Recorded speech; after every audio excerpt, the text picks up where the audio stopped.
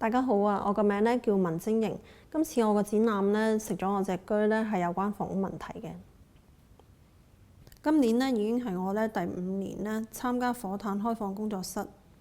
根據過往嗰幾年嘅經驗咧，嚟嘅觀眾咧唔單止咧對藝術咧好有興趣，有啲咧亦都對咧睇樓咧好有興趣喎。例如咧有啲咧冇參加開放計劃嘅藝術家咧，佢哋只係咧稍微開一開門咧，啲觀眾咧都好想咧衝入去參觀。有一年咧，有觀眾咧喺展覽嘅期間咧問我：你個單位咧200萬賣唔賣啊？咁我就諗咧其實會唔會咧有啲觀眾咧，佢哋見到呢個火炭開放工作室咧，就諗咧其實係一啲樓盤嘅開放日咁樣咧，其實係嚟睇示範單位嘅咧。咁於是咧我就諗不如咧我嚟緊呢個展覽咧，我就真係整一個示範單位。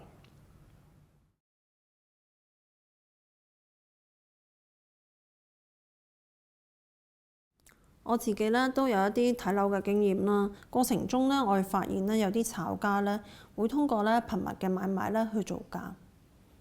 例如咧，你會見到咧華樂 D 座19樓41室喺2月7號嘅時候咧係賣278萬，到咗咧3月6號嘅時候咧已經升到成咧298萬，一個月內咧升咗成咧20萬咁多。咁炒法咧會令到啦啲物業嘅價錢咧不斷咁樣升高啦，連帶啲租金咧都貴咗好多。例如咧，我聽到五金鋪嘅老闆講咧，今年咧加租咧要加60%，咁樣咧會令到咧小商戶同埋藝術家嘅經營咧都好困難。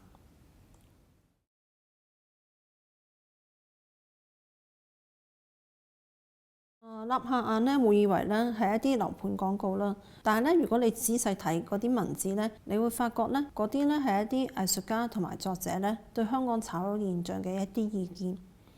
呢啲字咧係喺咧報紙同埋雜誌嗰度咧揾翻嚟嘅。另外一啲咧就係我訪問咧火炭藝術家咧收集翻嚟嘅。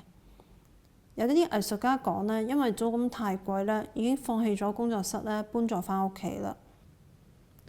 以前咧火炭工作室咧只係咧3-4千蚊一個月租，如果幾個人夾咧，每人淨係需要俾千幾蚊咧就可以擁有自己嘅空間創作，咁都幾好啊！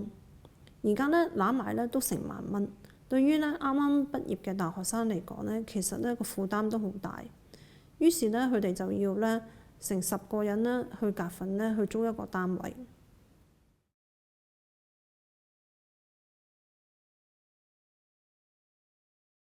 喺香港咧，我哋話買磚頭咧，其實咧就係等於買樓。咁我就整咗啲磚頭嚟賣。啲材料咧，其實咧係嚟自於我嘅生活嘅。咁咧我就喺藝術學校嗰度教書啦。平時咧會收到好多咧藝術節目嘅單張嘅。咁我就會用一啲咧過期嘅單張咧嚟做作品。例如咧呢啲咧摸上手咧，紙質咧比較厚咧，纖維比較多咧。做出嚟嘅磚頭咧會靚啲嘅，又例如呢一啲咧比較薄啦，紙質咧比較差咧，纖維咧冇咁多咧，就冇咁適合啦。呢啲磚頭咧可以見到我嘅生活嘅痕跡啦。如果咧你行緊啲睇咧，可以睇到咧啲紙咧上面嘅字咧，咁你可以估下咧啲磚頭咧係嚟自於咩材料嘅。其實咧每個人住嘅地方咧都擺咗好多心機落去啦。並唔係一啲咧冇嘢嘅商品咧，可以隨便咧拎嚟炒賣嘅。今次咧，我會以一個咧非商業嘅手法咧，去咧賣啲磚頭，淨係咧收翻成本嘅啫。咁希望咧啲買家咧可以咧捐錢俾火炭啦。咁等火炭咧長遠嚟講咧，唔需要再靠咧地產商或者政府嘅贊助，咁可以咧少啲掣肘。如果咧唔想俾錢嘅話咧，亦都可以咧同我商量咧，用藝術品咧嚟交換嘅。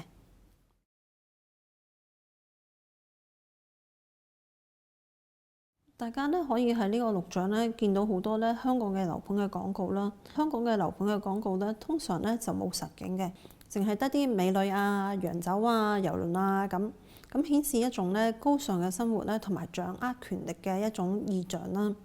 咁好似咧，大家咧買咗呢層樓咧，就會有美好嘅生活啦。咁我喺呢啲廣告裏邊咧，加入咗一啲咧有人要住農屋啊、住劏房嘅一啲實況，咁嘗試咧去製造一種咧對比嘅效果。另外咧，大家咧會見到啲咧一格一格嘅，呢個咧其實係一種咧經典嘅幻象嚟嘅。咁如果咧睇得耐嘅話咧，大家會見到咧格與格連接嘅地方咧，會有啲灰色嘅圓點咧閃下閃下咁。咁但係咧，其實呢啲圓點咧並唔存在嘅。咁放埋一齊咧，可以作為咧對廣告嘅一種評論。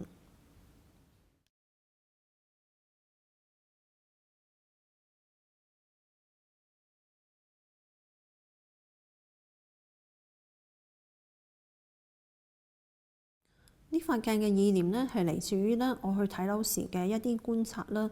我見啲人咧好中意咧喺咧近窗嘅位咧放多一塊鏡嘅。咁等佢哋咧除咗咧睇到樓景之外咧，仲會多咗一個山景。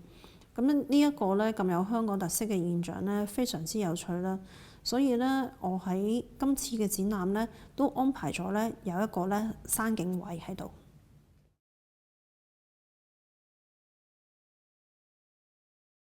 正如咧，我嘅題目咧，食咗我隻車咧，其實咧住咧係好基本嘅。